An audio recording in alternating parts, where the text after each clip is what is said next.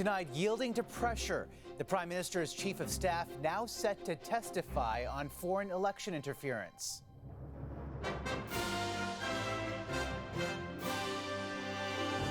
Katie Telford to talk after weeks of Liberal resistance. What we really need is the full truth. This is an extremely serious issue. New fuel to a political firestorm. Scolded for praying in a public space. We don't want you praying here to bother our other customers. The video from a Via rail station. Islamophobia is a real thing. Plus, under the knife and wide awake in the OR. It was kind of cool. I didn't feel much. Back surgery praised as a breakthrough in Canada. He was up and about within 4 hours.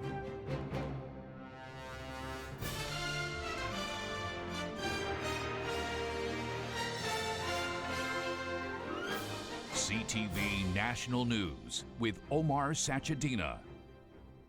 Good evening, everyone. A key member of the Prime Minister's inner circle has agreed to testify about foreign election interference after weeks of Liberal MPs trying to stall a vote. Today, the Prime Minister revealed Katie Telford, his Chief of Staff, will now appear under oath. The development on the same day, an Ontario Liberal MP broke his silence about allegations he was being used as a political tool by Beijing. CTV's Ottawa Bureau Chief Joyce Napier starts us off.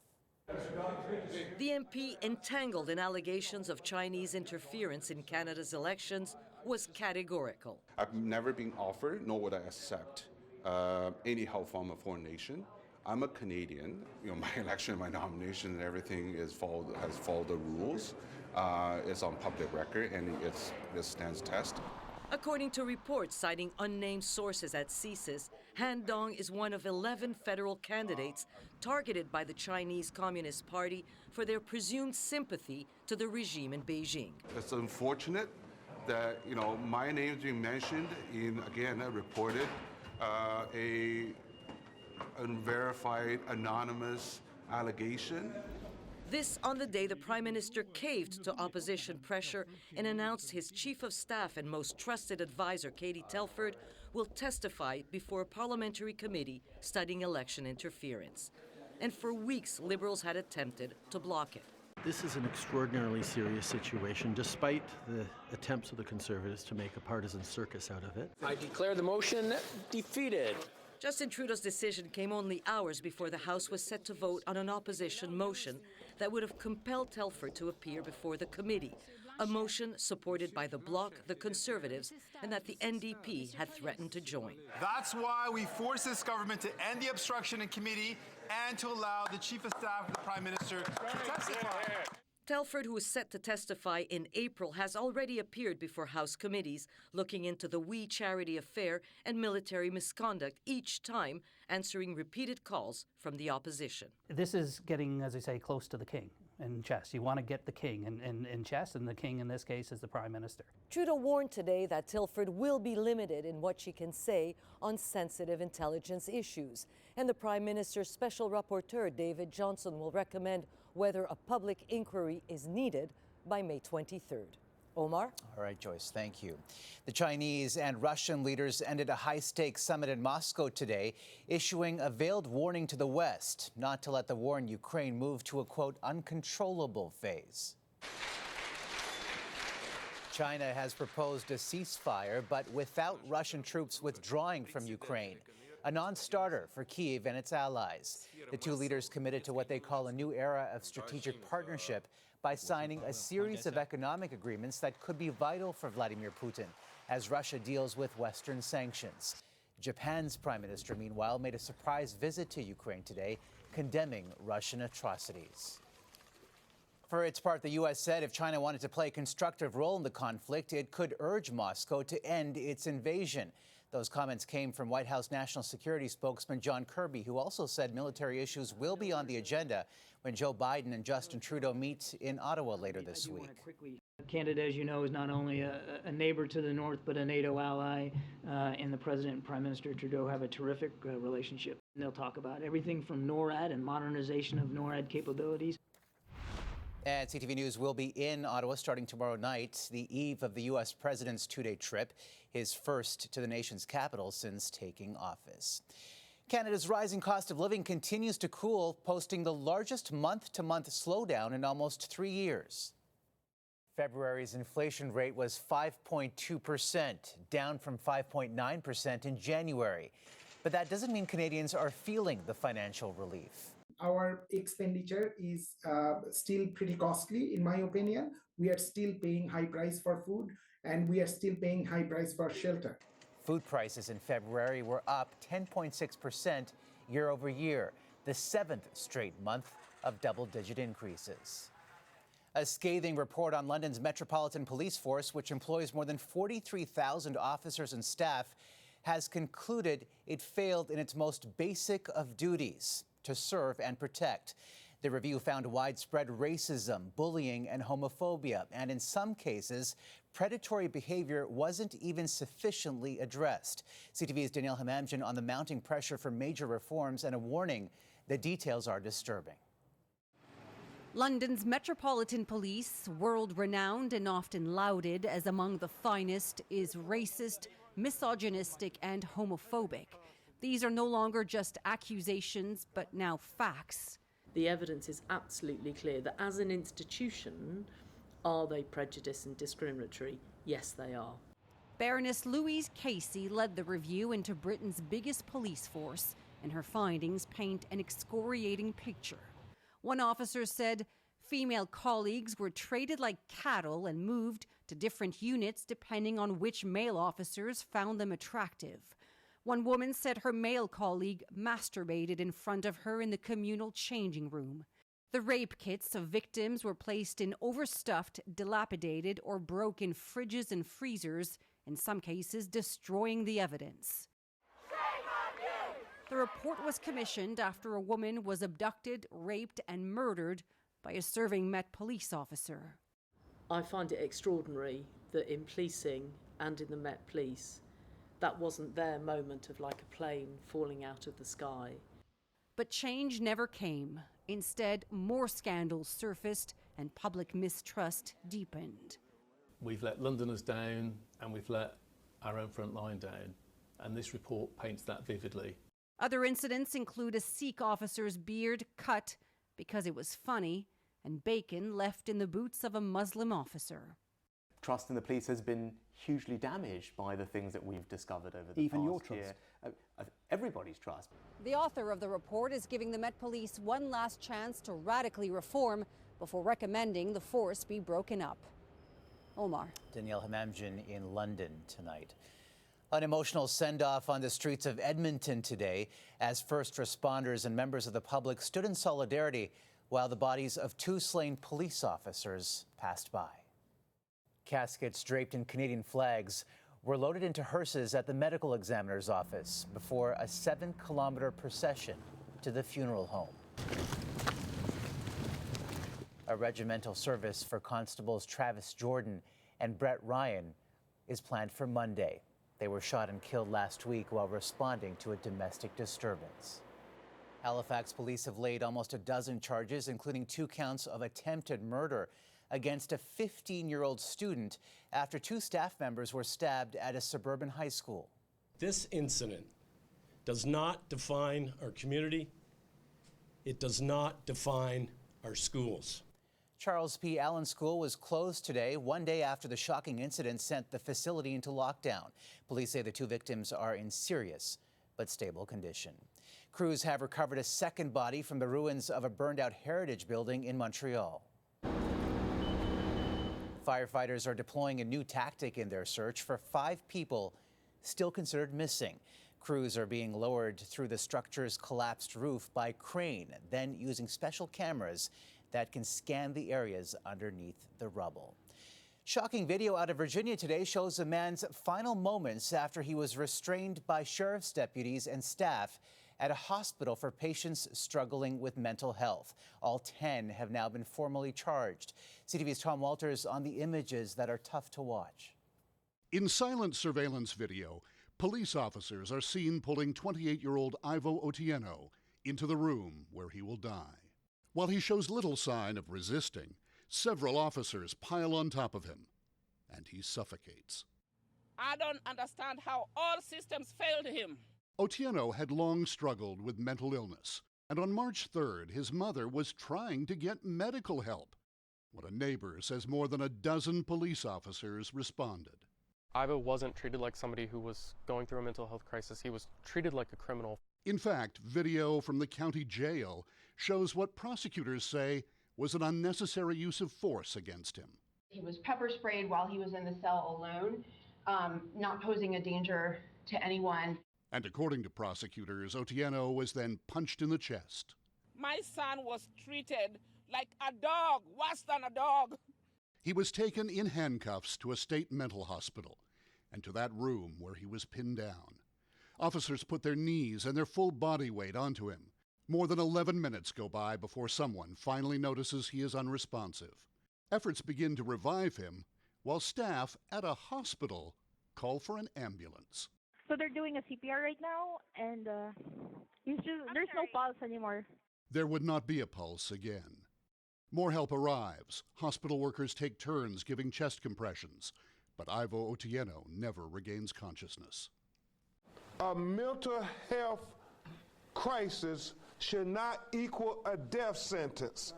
This afternoon, a Virginia grand jury formally indicted 7 sheriff's deputies and 3 hospital employees on charges of second-degree murder. Omar? All right, Tom Walters in Los Angeles tonight. Widespread anger continues to sweep across France over the French president's decision to raise the retirement age. Fireworks were set off and piles of trash burnt on the streets of Paris. Riot police used tear gas and charged at the crowds to disperse them. The protests are ahead of a live interview by Emmanuel Macron tomorrow, aimed at trying to calm the tensions. As Muslims get set to mark the month of Ramadan, a Toronto man is sharing his story of what he calls religious discrimination. The man says a security guard prevented him from praying at a Via train station in Ottawa. CTV's Rahim Ladhani with the confrontation caught on video. I came right here, okay, with my prayer mat. While waiting for his train to arrive at the Via rail station in Ottawa before heading home to Toronto on Monday, Ahmed, who's Muslim, says he went to find a quiet place to recite his prayers. I did the most to just be in an empty hallway, all by myself, not bothering nobody. Ahmed says he prayed for a few minutes and came back to a seat in the terminal when he was confronted by a security guard. We don't train here. We don't want you training here. You're bothering our other customers, okay?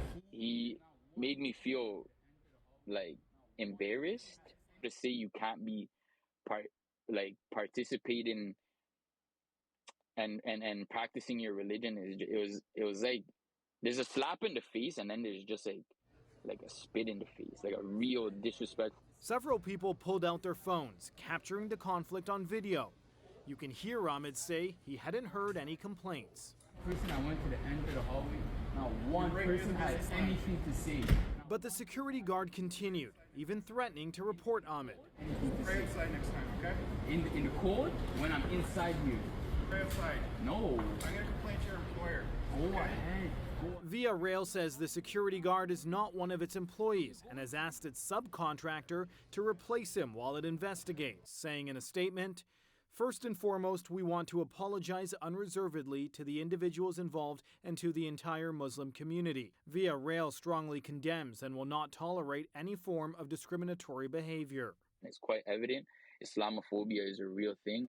The National Council of Canadian Muslims is aware of the incident and is reaching out to the Minister of Transport as well as looking into potential legal action. Rahim Ladhani, CTV News, Toronto. Coming up after the break. It was not a matter of if, but when. Gwyneth Paltrow starring in a real-life legal drama over a skiing accident. Plus, Donald Trump and the indictment that has yet to materialize.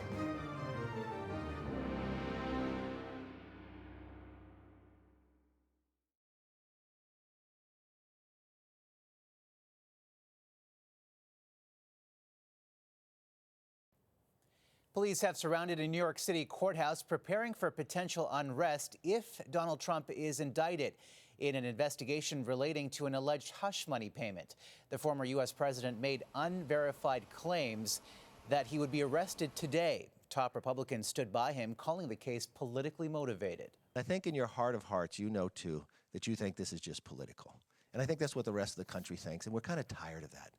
Trump is facing charges over an alleged $130,000 payment to a porn actress he made through his lawyer less than 2 weeks before the 2016 election. If charged, this would be the first criminal case brought against a former U.S. president.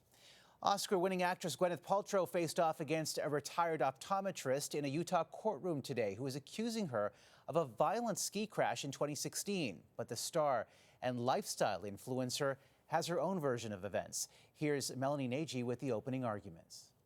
Give us a wave, Gwyneth! Hollywood actress Gwyneth Paltrow typically walks the red carpet. But today she walked right into a Utah courtroom for the start of a long-awaited civil trial.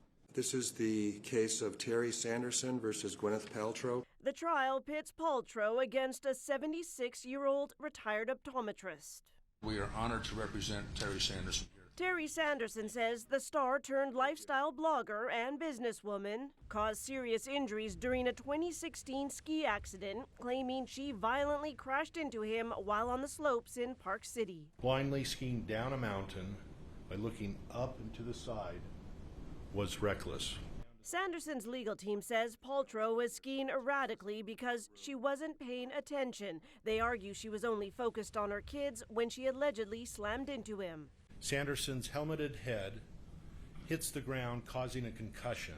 Sanderson is suing for $300,000, but Paltrow is countering, saying she was the one injured after taking a full body blow. It's very much a he said, she said. Robert Karras is a lawyer and legal analyst. While it's still early in the trial, he says the case may come down to the exact position of each skier before the accident. The question really here is who was responsible for the two of them bumping into each other. According to the posh resort where the crash happened, skiers downhill have the right of way. It's an interesting case, especially because when you go skiing, you generally have a voluntary assumption of risk. The trial is expected to last about a week. As for Paltrow, she's seeking a symbolic $1 in damages plus attorney fees. Melanie Nagy, CTV News, Vancouver.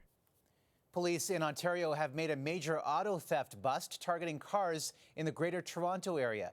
Nearly 80 stolen vehicles worth about $10 million were recovered in the 3-month investigation. Primarily targeted residences during the early morning hours and were able to remove GPS units in less than 10 minutes in some instances. 4 suspects are facing 34 charges.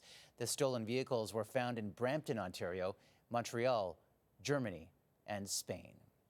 Still ahead, a first for Canadian back surgeries. How one Alberta doctor is performing spinal surgeries without putting patients to sleep.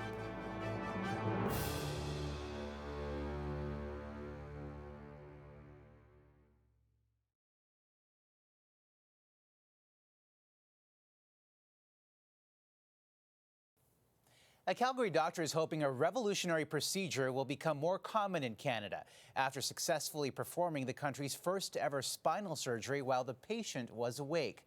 Here's CTV's Alberta Bureau Chief Bill Fortier. And here you see him walking on the ward. Walking has been a lot more painful for the past couple of years for Todd Benny, thanks to a herniated disc in his back. He needed surgery, but there were complications. He has heart failure. He has, coronary artery disease. I thought if we put him under general anesthetic, the risk of him having a heart attack after surgery is very high. But Benny was a prime candidate for a relatively new technique used in the U.S. known as awake surgery.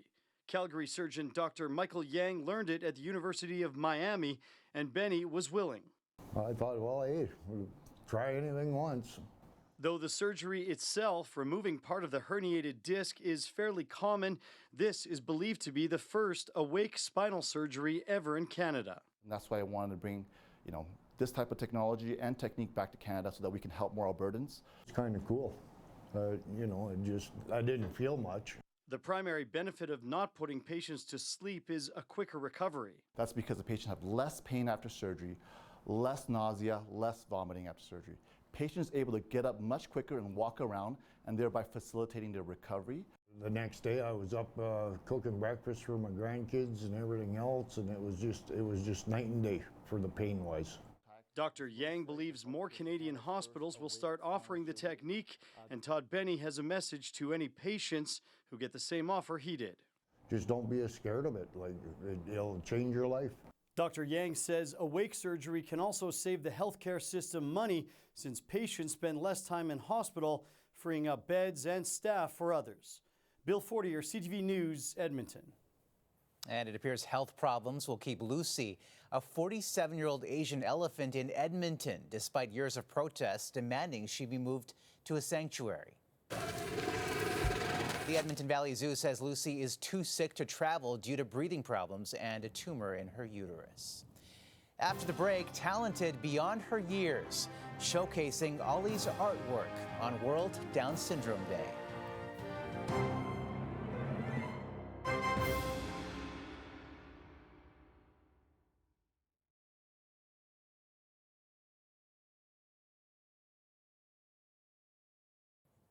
On World Down Syndrome Day, we are celebrating a young artist making her mark on the Toronto art scene. All the more remarkable because Ollie is just 5. Here's CTV's Scott Lightfoot.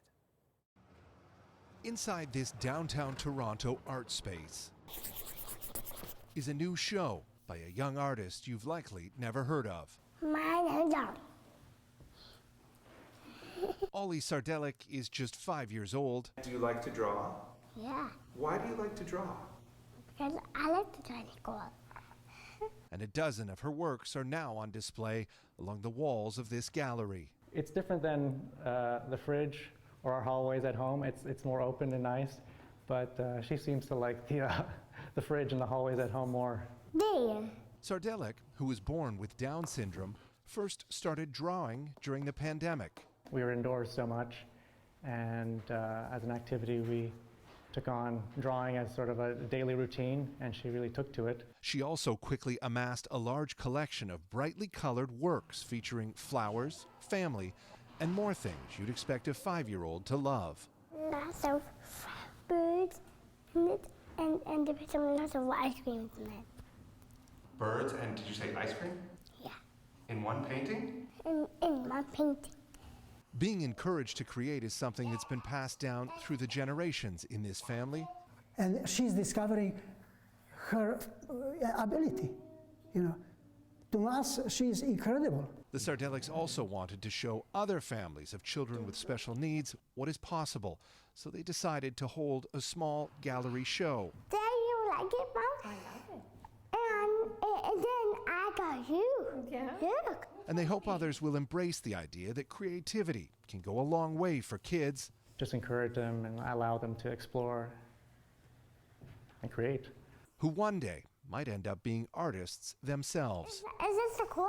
It's very cool, yeah. Okay, now let's go. Scott Lightfoot, CTV News, Toronto. Way to go, Ollie. That's a snapshot of this Tuesday for all of us at CTV National News. Thank you for watching, and good night.